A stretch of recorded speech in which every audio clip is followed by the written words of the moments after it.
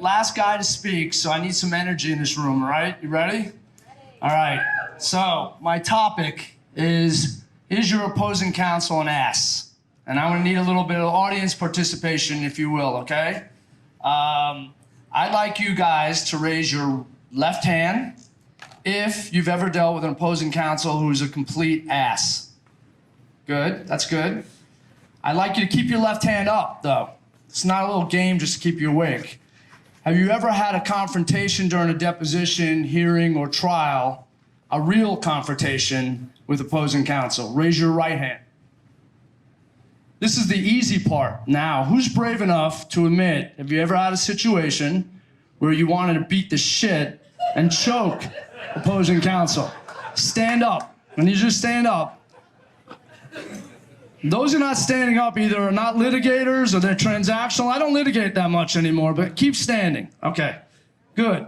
Because we're going to go over 3 tips in the next 10 minutes. I'm going to let you guys out of here. So you sit down.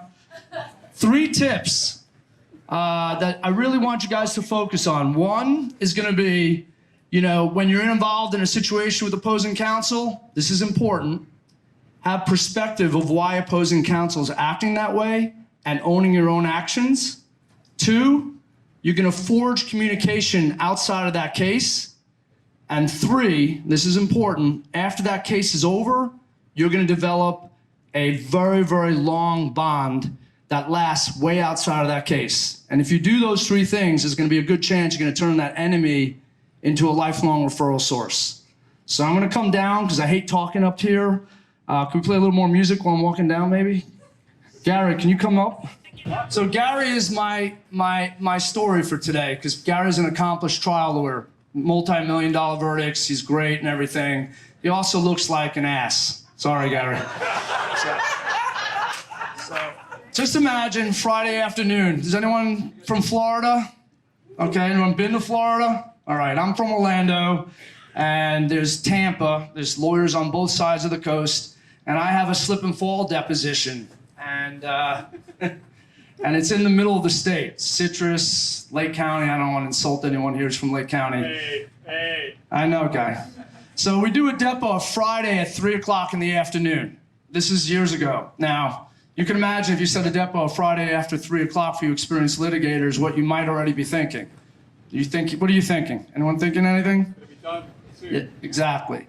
So we come to a library and we have this, I bring my brand new law clerk. And my wife's here, I'm sorry, but she's a brand new law clerk, referred by family, friends. She had never seen a depo. She's a first-year law student. I'm taking her over there. I have a huge ass binder to ask questions at a Friday at 3 o'clock deposition of their general manager, because I'm trying to establish liability on my slip and fall case. And this law clerk, never seen anything. She prepared me for the depo. I want to show her that I know what I'm doing. So I get into the depo Friday, and I sit down in the library, and I have the binder, and it's going pretty well. I'm asking questions. We're trying to establish liability. And about an hour into the depo, it's now 4 o'clock. Those of you who practice personal injury, you may know, even as a plaintiff lawyer, an hour already for a depo, for a general manager, I'm not sure. The opposing counsel, who's a little taller than Gary, says to me, I gotta use the bathroom. So, I'm all right, we're in a depo. He's got to use the bathroom. That's normal. It's around 4 o'clock and trying to wrap stuff up, supposedly. And he's kind of nasty. I don't really care. Yeah, we'll take the depo. But on his way out, he gives me a parting shot. And he says, Mr. Umansky, whenever I see a lawyer with a big binder, I see a lawyer who's scared of his own shadow. Anyone ever have big binders when they prepare for stuff? Okay. So this is really bad, though. So I'm sitting there, and I hear laughter over my right shoulder. And it's my effing law clerk. Yeah. No. She's actually a sex prosecutor in St. Pete. She's great, but I'd hire her now and pay her less. But I didn't hire her, but I couldn't even look over my right shoulder. I mean, I was embarrassed. And that original heat then started turning into something more. I started getting angry and pissed because I was pissed. I was angry, mad, and I really didn't know why at the time. So he goes off to the bathroom. And now I'll use Gary. Gary, can we turn around together? No. I'm a little smaller, and we're standing at the urinal. And I do what two men should never do in a urinal. You look at my microphone. I look down. I looked down and I gave that mother, you know what, and I started going after it, everything. His family, why would you embarrass me in front of my law clerk? I mean,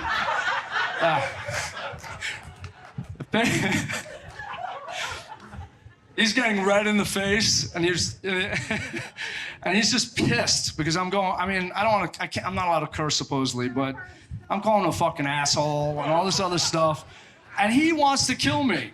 So we get back in that depot, it's like 4:30, and the shit is on.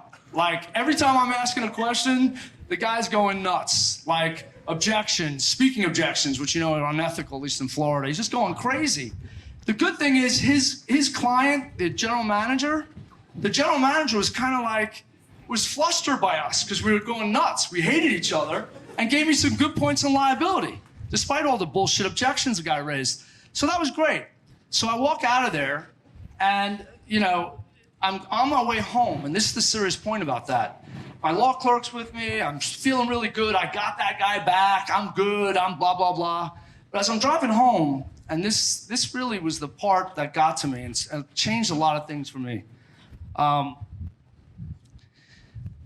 didn't feel good, right? I mean, have you ever like blown up at opposing counsel and just, guy, have you ever blown up at opposing counsel? You're such a calm Zen guy. Is there one person in here, yeah, who's blown up at opposing counsel and then you don't feel good about it, right? So I think what was important about that was that I started thinking about why that was. You know, why I was upset. Why did I get angry? And it's really simple. He made me feel small, right? Because I felt small. He was actually right at the time. That fuck. But he was right. But, sorry, she said, she knows it. She hears that a lot from you, she told me. And she called me weird, but she does hear that from Daddy's mouth, so. Jim Hacking has a potty mouth, apparently. That's all true. Okay. Just trying to be authentic. So, but what happened with that was I also started to gain perspective of his own actions. And I started thinking to myself, why was he acting the way he was acting? And this is important in our engagement with opposing counsel. Because he was just trying to get home to his family. And I play poker, so I can size people up pretty well. And I did size it up. I mean, I heard him about his family and everything, but that's really what was happening. I had scheduled a depot at 3 Friday afternoon, and he just wanted to get home to his wife and kids. So he acted like an ass. He wasn't an ass, maybe.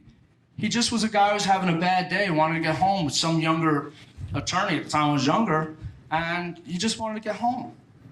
So that's the first thing, is that when you're engaged in that conversation with someone, I know there's complete asses out there and you're all perfect and you don't do anything wrong, but there are times when you engage in conversation with someone, you get into a battle and a confrontation where you've got to look at your own actions and gain perspective of the other side. So, what did I do when I got home? And this is important because I think it's important to realize how we resolved that case. I sent him an email the next day. Now, if he had just forwarded that email to the Florida bar, I would have been in trouble because I apologized. I said, you know, I'm really sorry.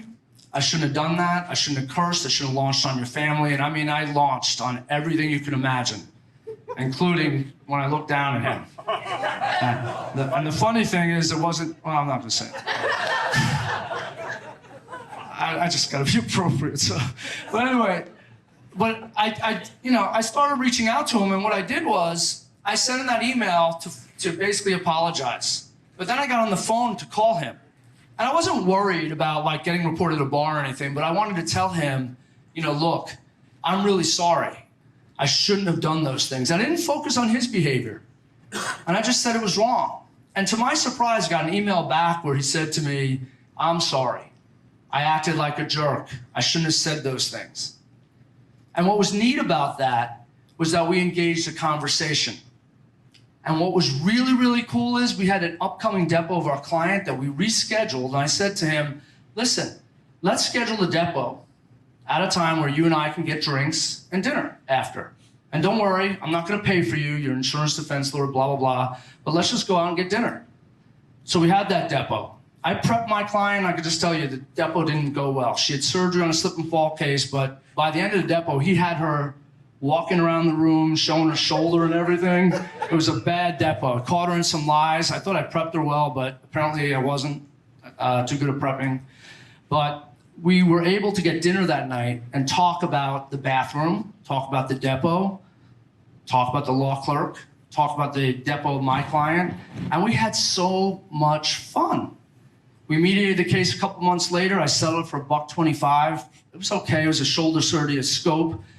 He probably could have settled for less, maybe a little more. And I think he did give me the money because he liked me.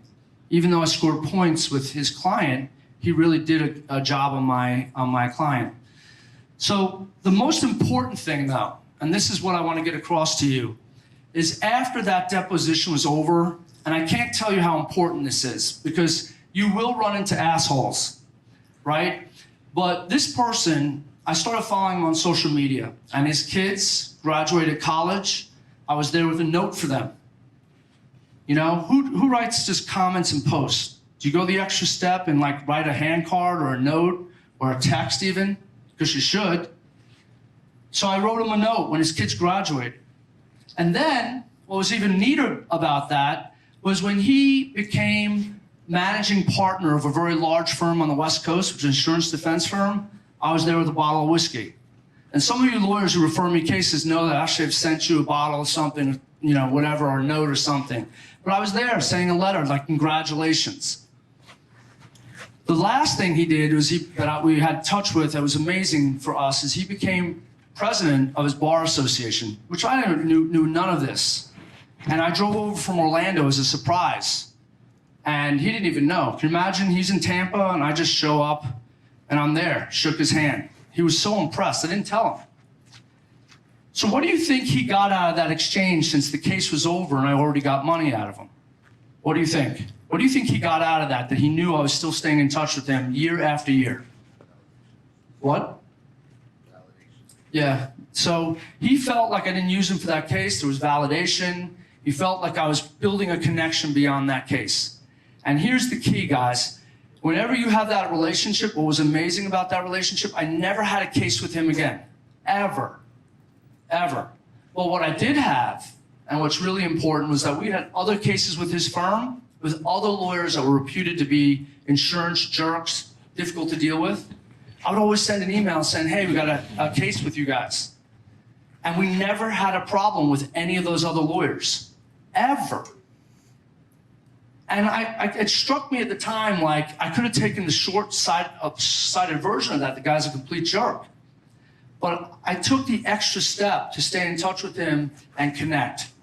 So really, the next time you have someone like this, I want you to focus in your own practices. Next time you're ready to launch on someone, try really to look at their behavior and why they're acting that way.